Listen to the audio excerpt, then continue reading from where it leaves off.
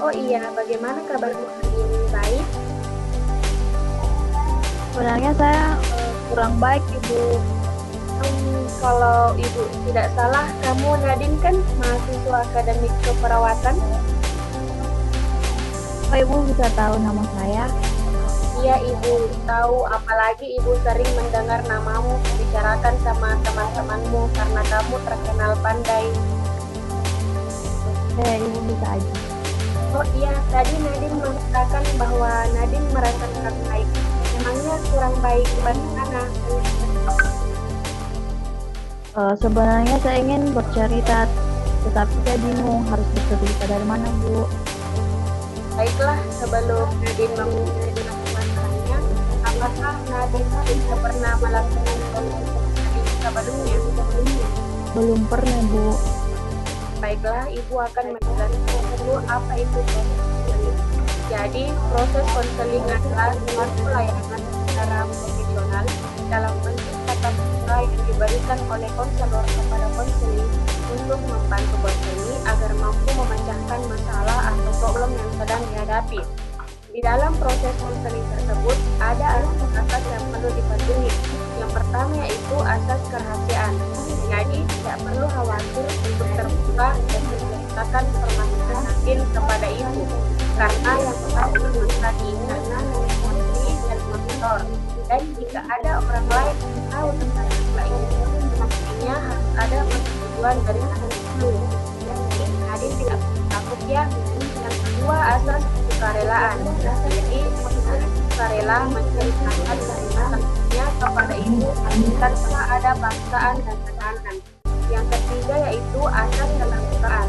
Jadi, di sini konseli secara terbuka untuk menceritakan semua permasalahan Nadine kepada ibu tanpa ada yang ditutupi pada ibu. Dan masih banyak lagi asas-asas yang lainnya. Proses konseling ini dibatasi waktu berkisar 45 sampai 60 menit. Dan hal yang penting yang harus Nadine tahu bahwa dalam hasil proses konseling ini, konselilah yang bertanggung jawab dalam keputusan yang diambil guna menyelesaikan permasalahannya. Di sini konselor hanya sekedar membantu memberikan arahan dalam menangani masalah konseling. Oh, jadi seperti itu ya, Bu, proses konseling. Jadi sekarang saya sudah paham, Bu. Alhamdulillah, jika Nadine sudah paham.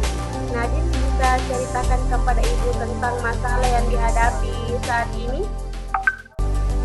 Sebenarnya begini, Bu, saya punya masalah dengan pacar saya. Baiklah, Nadine itu sangat memahami permasalahan yang dihadapi Nadine. Jadi di sini Nadine mempunyai masalah dengan pacar Nadine, seperti itu ya? Ya, Ibu.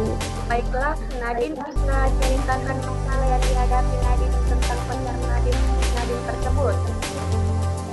Baik, Ibu, kami sudah berpacaran selama sebulan dan sejak seminggu kemarin saya cekcok dengan pacar saya.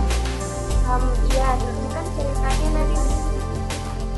Ketika saya cekcok dengan pacar saya, setelah kejadian itu, saya mengalami trauma dan kecewa yang sangat berat dengannya. Saya merasa sakit hati kepada pacar saya, Bu. Kira-kira kalau boleh ibu tahu apa yang membuat Nadine begitu sangat kecewa sehingga kamu sangat sakit hati kepada pacar kamu? Begini, Bu, pacar saya salah paham kepada saya waktu itu.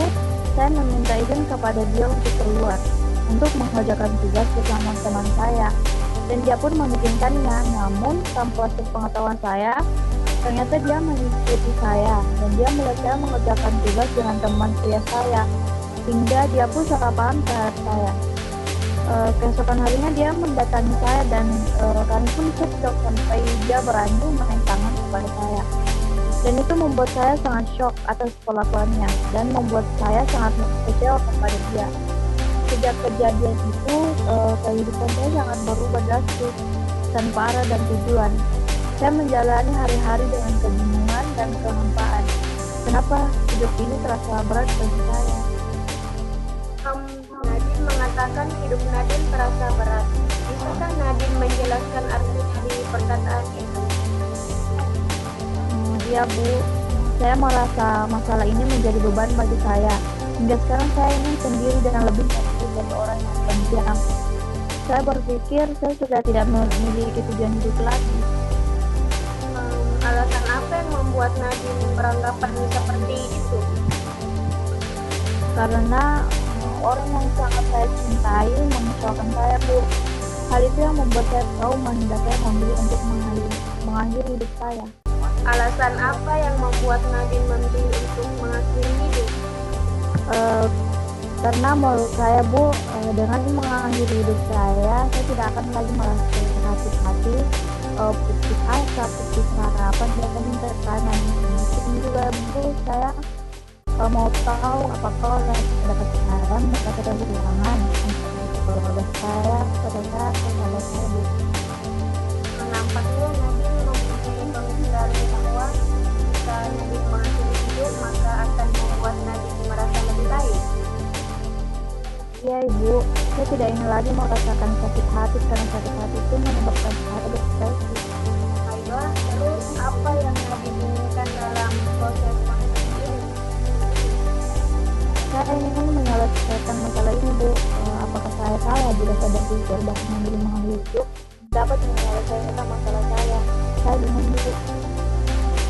Baiklah, jadi masalah yang Nadine hadapi saat ini adalah Nadine sedang merasa depresi hingga menganggap bahwa mengakhiri hidup merupakan satu-satunya solusi. Benar begitu?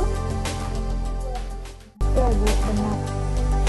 Baiklah Nadine, dalam masalah yang dihadapi Nadine saat ini, Ibu bantu dengan strategi restrukturing kognitif karena tampaknya Nadine banyak berpikir negatif terhadap hidup yang Nadine jalani. Apakah kamu tahu restrukturing kognitif? Tidak, Ibu.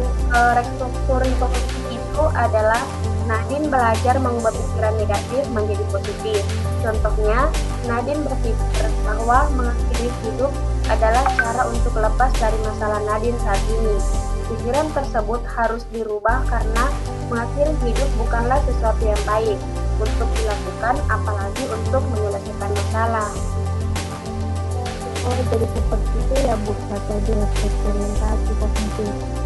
Iya, Ibu, saya bingung dengan pemikiran saya yang selalu berpikir negatif seperti ini, Bu, sehingga saya berniat melukai diri saya sendiri. Ya Nadine, dan dalam proses konseling ini Ibu akan mempergunakan strategi ini untuk membantu menyelesaikan masalah Nadine. Apakah Nadine setuju? Ya, Bu, saya setuju.